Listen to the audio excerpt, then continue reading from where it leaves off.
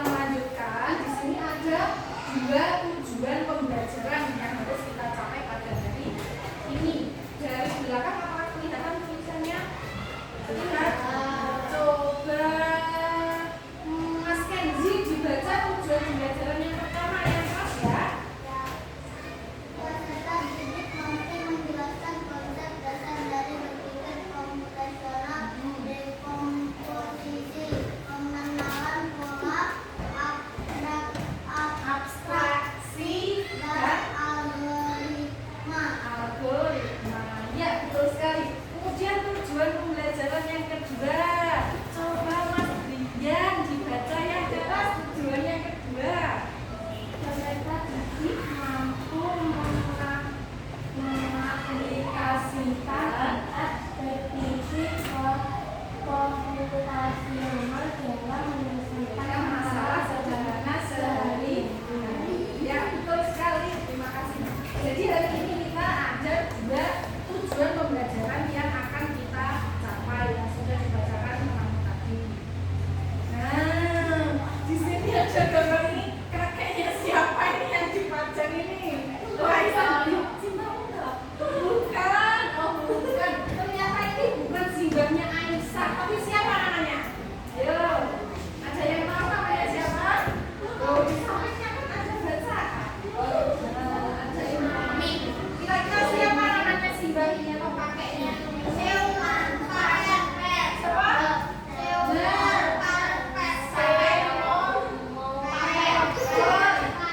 Seymour Pepper. Nah, jadi siapa kira-kira simbah Seymour Pepper ini? Yo, siapa beliau? Beliau adalah tokoh ya, tokoh tentang berpikir komputasional. Nah, jadi ini bukan kakek sembarang kakek loh ya, tapi beliau adalah ilmuwan, orang yang sangat ahli dalam bidang komputasional. Jadi penemu ya. Oke, lanjut. Nah, kalau ini ada foto lagi nih, kira-kira cantik sekali. Budenya siapa ini ya? Jadi siapa namanya kira-kira? Ayo. Siapa? JNT. Siapa? JNT. Siapa namanya? Janet MW. Bukan JNT loh ya. Janet MW. Jadi beliau ini juga salah satu tokoh pembelajaran tentang berpikir komputasional. Jadi ada dua tokoh. Oke. Nah, sama-sama pinternya dua-duanya. Ini. Ya. Jadi tadi kok komputasional terus kok. Jadi sebenarnya apa toh komputasional itu? Yo, siapa yang bisa menjelaskan? Oke, coba Mas Andi, coba dibaca. Apa itu berpikir komputasional? Berpikir komputasional adalah keterampilan yang digunakan oleh ilmuwan, insinyur atau bahkan pembuat robot. Namun juga pengguna yang bisa menggunakan dalam kehidupan sehari-hari. Cara berpikir komputasional mengajarku belajar memecah masalah secara kecil, mencari pola, kemudian membuat rencana langkah demi langkah. Nah, jadi berpikir komputasional itu adalah cara berpikir seperti komputer. Komputer itu ya adalah sebuah alat yang sangat pintar. Nah, jadi komputer itu bisa hampir memecahkan semua masalah yang kamu punya. Contoh, capek nulis, apakah komputer bisa nulis? Bisa enggak? Notebook yang kamu pakai apakah bisa digunakan untuk ngetik? Bisa. Caranya bagaimana? Ya harus dipencet dulu tombolnya. Apakah ketika kamu lihat saja bisa ngetik sendiri? Tidak. Jadi kita sebagai manusia harus bisa mengoperasikan notebook, gitu, laptop, dan baru alat tersebut bisa berjalan sesuai keinginan. Lanjut ya. Nah,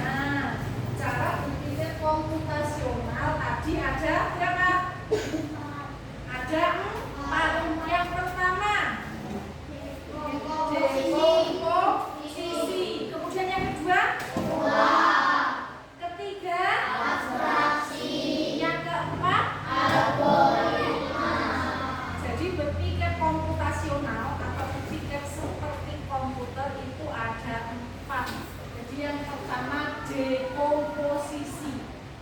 Artinya memecah suatu yang besar dan rumit menjadi bagian yang kecil dan mudah dikerjakan. Contohnya apa? Di sekolah banyak kejadiannya seperti dekomposisi. Ayo, siapa yang bisa memberi contoh?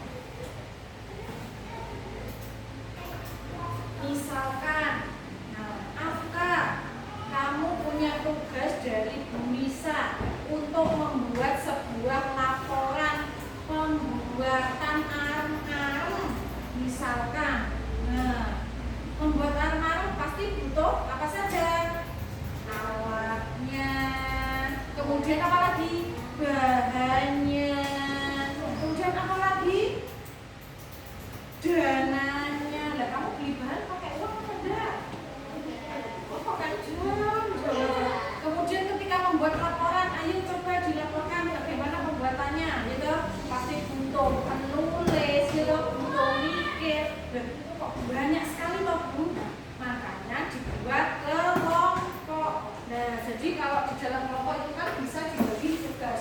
Misalnya Rama tugasnya belanja, Abi tugasnya menyiapkan bahan, Rasep tugasnya mencatat ketika pembuatan, Aisyah misalnya tugasnya membuat laporan, kemudian Bintang mempresentasikan ke depan. Nah, jadi satu tugas tadi bisa dipecah menjadi kecil-kecil tugasnya, ya. Jadi tidak hanya Afka saja, tapi juga dibagi ke semua anggota kelompok. Contohnya seperti itu.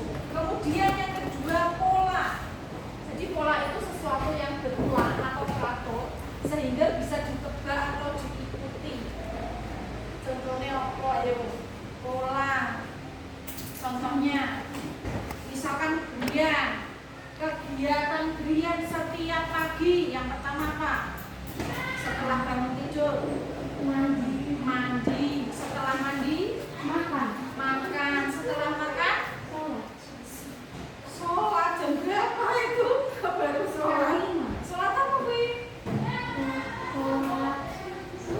Sholat duha atau sholat subuh. Lalu mau makan jam berapa? Setelah 6 udah sholat subuh ya? Kok setelah 5? Berarti duluan mana? Ayo coba diulangi. Bangun tidur, terus apa lagi? Mandi, terus? Oh, sholat subuh, terus? Makan. Terus? Berangkat ke sekolah. Kemudian hari ini yang kamu lakukan apakah sama seperti itu? Kalau besok kira-kira sama enggak? Apa bangun langsung berangkat sekolah besok? Enggak, berarti habis bangun tidur terus mandi, terus sholat lagi, ya, terus apa lagi? Makan, baru berangkat ke sekolah. Nah itu kan namanya pola, berulang-ulang sama. Coba kalau kegiatannya Rafael hari ini setelah bangun tidur apa yang kamu lakukan? Sholat subuh. Oh, mandi, sholat subuh, bangun, sholat subuh, terus mandi, makan, berangkat ke sekolah. Kira-kira kalau besok apa kegiatanmu akan sama atau beda? Sama. Jadi habis bangun tidur, lanjut sholat, kemudian mandi, makan, baru berangkat. Sama ya berarti ya. Yang lain apakah juga seperti itu setiap pagi? Sama kegiatannya? Apa ada yang beda? Misalnya Alif bangun tidur langsung bergerak. Nah, jadi pola itu sesuatu yang berulang, jadi terus. Ya, jadi kita bisa menebak. Oh iya, Brian habis mandi terus sarapan. Berarti besok yo dan mandi yo mesti dia sarapan dhisik. Jadi kan bisa di. Kemudian yang ketiga, abstraksi. Memilih bagian yang penting dan mengabaikan hal-hal yang tidak terlalu penting. Contohnya, ada yang bisa beri contoh abstraksi. Ayo, contohnya piye? Ada yang pernah membuat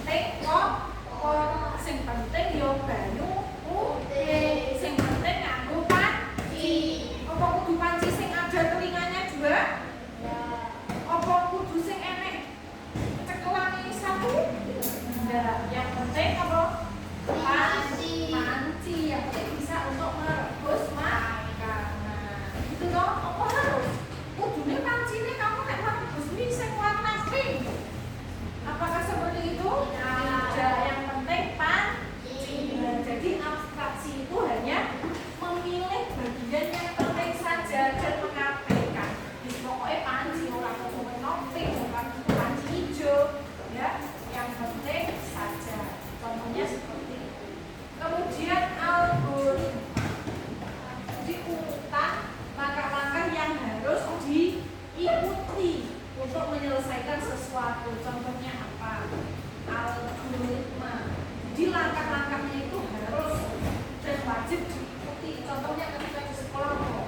Yang bisa ambil contoh? Ya. Oh ya, pada waktu upacara bendera. Nah, yang pertama, pemimpin pasukan harus menyiapkan pasukan. Jadi setelah disiapkan, terus apa nih? Kembali ke tempat. Setelah itu, apa lagi yang harus dilakukan? Berbaris yang rapi. Kira-kira nih dibalik doanya di depan, bagaimana? Apa yang terjadi? Belum mulai sudah doa. Kira-kira jadi upacara apa enggak?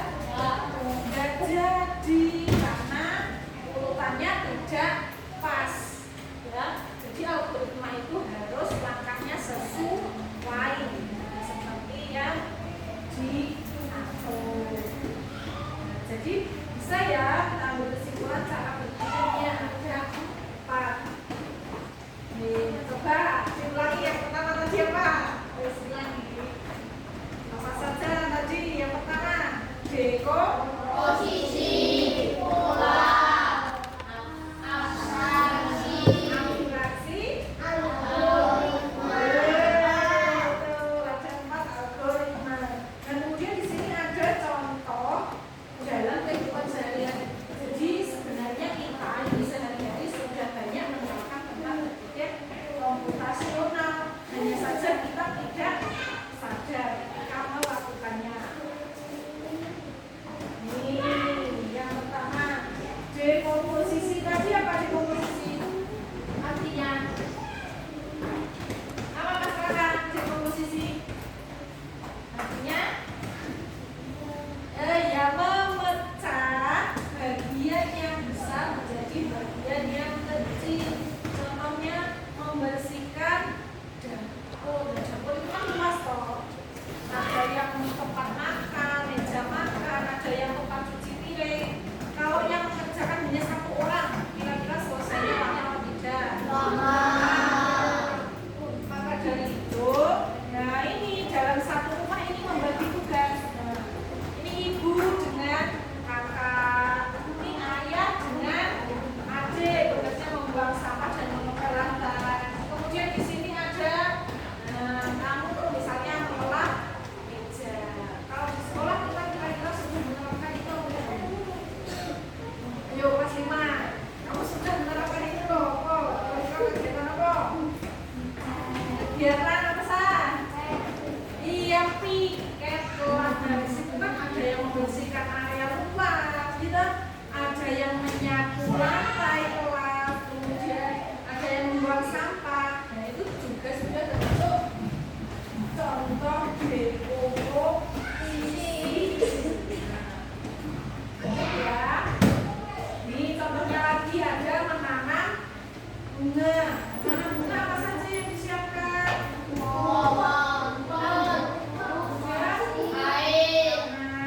Air, kemudian ada pupuk. Yang terakhir baru menanam bibit bunga. Jadi kita bisa membagi tugas. Nah, ini juga ada lagi contoh dekomposisi. Jadi dipisah-pisah. Membersihkan meja belajar. Siapa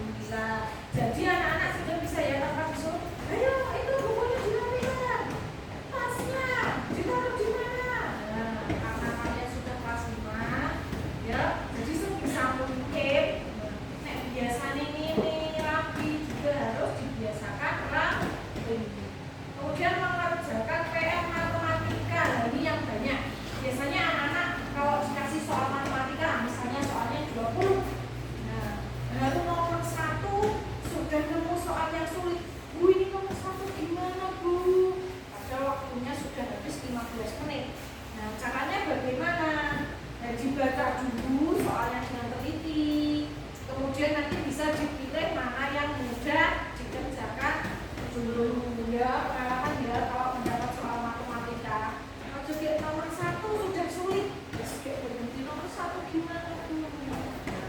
Cari dulu mana yang mudah, jadi biar bisa detail. Lanjut. Nah, ini tadi contoh pola. Kalau tadi pola kegiatan, kalau di sini ada contoh pola bangun kita. Ini kira-kira yang contoh pertama. Di sini ada bangun apa? Ada bintang di sini, ya. Kemudian sampingnya ada sampingnya, sampingnya lagi. Berarti di sini apa? Bisa ya, itu namanya pola. Jadi bisa ditebak. Oh iya pasti habis bintang, lingkaran bintang, lingkaran bintang, lingkaran, berarti di sini ya bintang. Yo nomor 2, ini bangun apa ini? Segi, segi berapa? Segi 5. Di sini segi 3, segi 3, segi 5, segi 3, segi 3, segi 5, segi 3. Ya sudah bisa. Sip. Kemudian yang terakhir di sini ada segitiga, segi,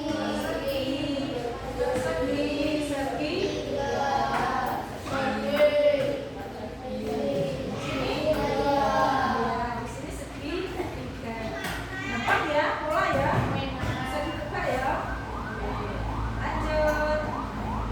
Nah, ini yang dicontohkan tadi abstraksi. Jadi abstraksi itu memilih info yang penting. Jadi kita hanya menulis langkah pentingnya, urut-urutannya saja. Nah, setelah merebus, ini kita masukkan bumbunya, kemudian disajikan. Apakah harus di dalam piring ketika meletakkan mie? Kalau di mangkok bisa enggak? Kalau di lepek yang besar bisa enggak? Nah, yang penting wadah, tidak harus piring warna ini, tidak harus mangkok warna itu, ya. Yang penting diletakkan di dalam wadah. Yang penting adalah urutannya. Itu ya. Jadi yang penting-penting saja, warnanya apa, bentuknya bagaimana itu tidak penting karena tidak mempengaruhi cara masak. Nah, ini coba dibaca. Ini contoh abstraksi yang kedua. Coba dibaca, Mas Rasid.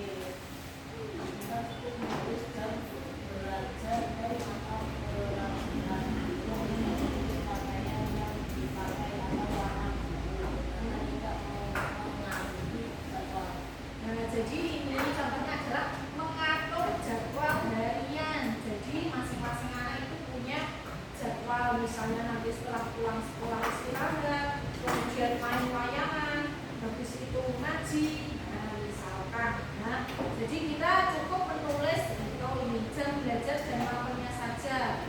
Tidak perlu menulis pakaiannya dipakai apa, warna bukunya apa, nggak usah ditulis karena tidak mempengaruhi jam. Nah, ini lanjut algoritma. Coba dibaca, Alika, algoritma. Nah, pengertiannya.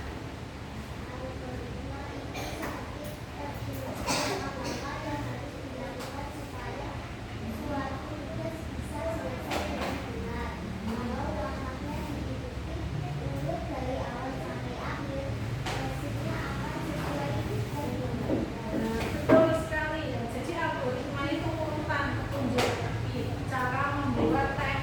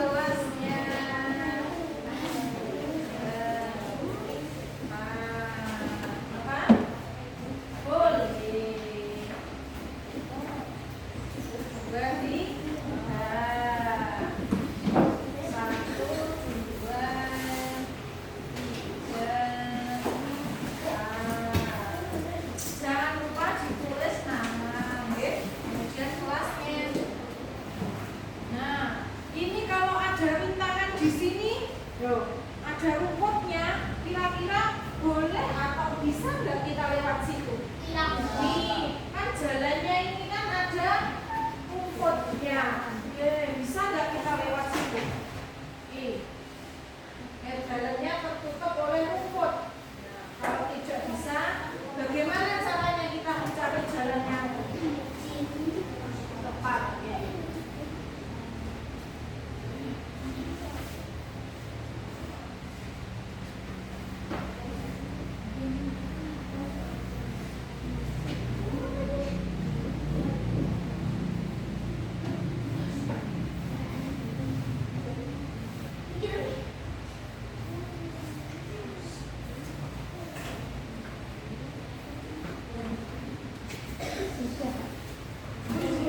Kerjakan dulu ya. Ya, diteliti lagi ya yang sudah ya. Oke, yang lain pelan-pelan saja. Pokoknya sampai bisa ketemu dengan anak ayam.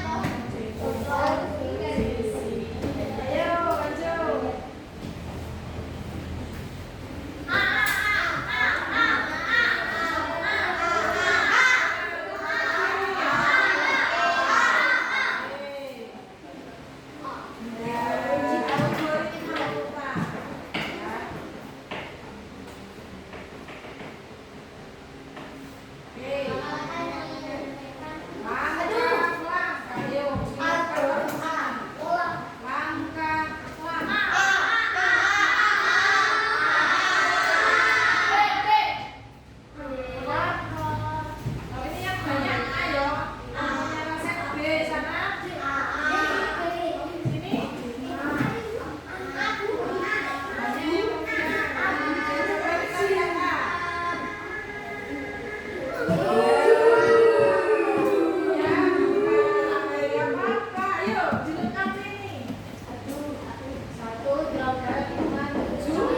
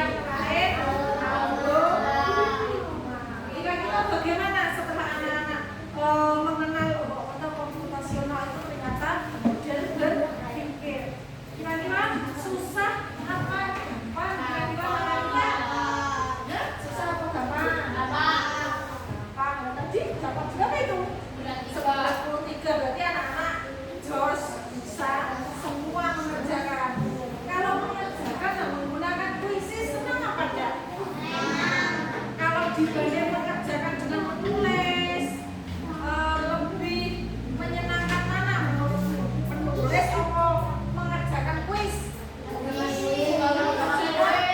Mengerjakan kuis. Berarti nanti pertemuan setelah ini pilih tulis apa pilih kuis? Kuis. Berarti anak-anak harus bisa dulu belajar kelompoknya ya, nanti satu-satu mengerjakan sendiri. Berarti nanti bisa ya kita jadwalkan di pertemuan dari kelompoknya. Kira-kira apa aja yang merasa kesulitan? Ada enggak? Yang Bu saya kok masih bingung, yang ini kok Bu menjawab soal saya masih bingung, misalkan ada yang masih seperti itu? Ada? Nggak ada? Alhamdulillah berarti semuanya anak-anak bisa ya, bisa memahami itu harus main komputer. Laptopnya ditutup dulu ya. Oke, kalau tidak ada pertanyaan ya silakan anak-anak pilih kemas-kemas, kemudian jendelanya ditutup dulu. Silakan ditutup ya. Persiapan ya.